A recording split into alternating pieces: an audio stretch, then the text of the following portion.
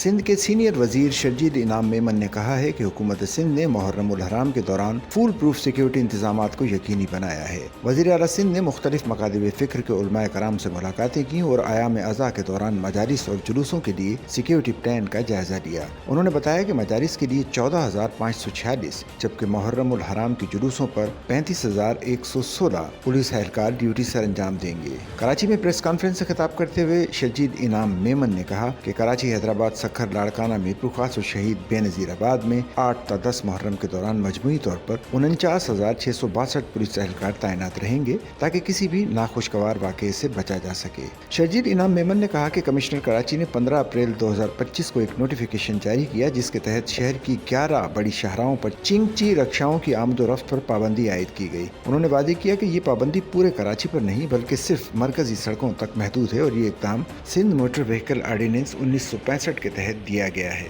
उनका कहना था कि ट्रैफिक को मुनज़्ज़म करना और शहरियों को सहूलत देना हुकूमत का इंतजामी इख्तियार है। उन्होंने सवाल उठाया कि क्या मुल्क के किसी और हिस्से में भी मरकजी शाहराहों पर चिंची रक्षे चलते हैं। तालीम के शोबे पर बात करते हुए शर्जील इनाम मेमन ने बताया कि सिंध हुकूमत ने सूबे भर में 93,118 असातिज़ा भर्ती किए हैं जिनमें 58,613 मर्द और 31,075 खवातीन शामिल हैं। अक़लियती कोटे के तहत 2100 और खुसूसी सलाहियतों के हामिल अफराद के लिए 1330 असातिज़ा को तैनात किया गया है। उन्होंने कहा कि ये भर्तियां मुकम्मल शफाफियत के साथ IBA टेस्ट के जरिए की गईं और इन भर्तियों पर कोई उंगली नहीं उठा सकता। इन इक़दामात की बदौलत 5,000 बंद स्कूल दोबारा खुल गए। सिंध के सरकारी स्कूलों में 55 लाख, निजी स्कूलों में 40 लाख जबकि सिंध एजुकेशन फाउंडेशन के स्कूलों में 10 लाख बच्चे ज़ेर तालीम हैं। एक सवाल के जवाब में सीनियर वजीर शर्जील इनाम मेमन ने कहा कि सिंध हुकूमत ने सेहत, तवानाई, इंफ्रास्ट्रक्चर और मौसमियाती तब्दीली जैसे अहम शोबों में भी इनकलाबी इक़दाम किए हैं। 2022 के तबाहकुन सैलाब के बाद सिंध हुकूमत ने 21 लाख घरों की तामीर का हदफ सेट किया।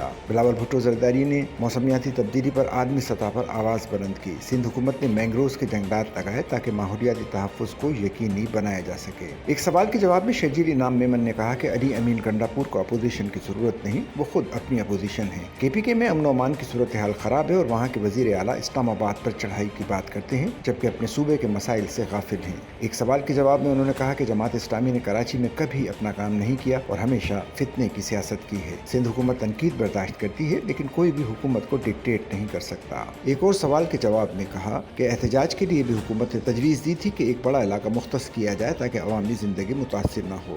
उन्होंने कहा कि पीपल्स पार्टी ने अवाम से जो वादे किए वो निभा रही है। हमारा मकसद एक बाइख्तियार, खुशहाल और पायदार सिंध है।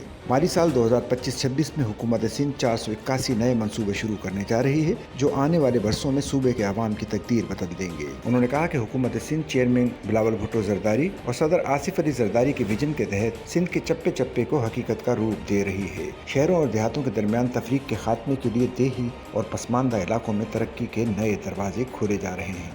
सच्चल न्यूज़ नेटवर्क की वीडियोस में खुश आमदेद। नाजरीन, वीडियो से मुताल्लिक अपनी कीमती राय का इजहार कमेंट बॉक्स में ज़रूर करें और चैनल को सब्सक्राइब करें।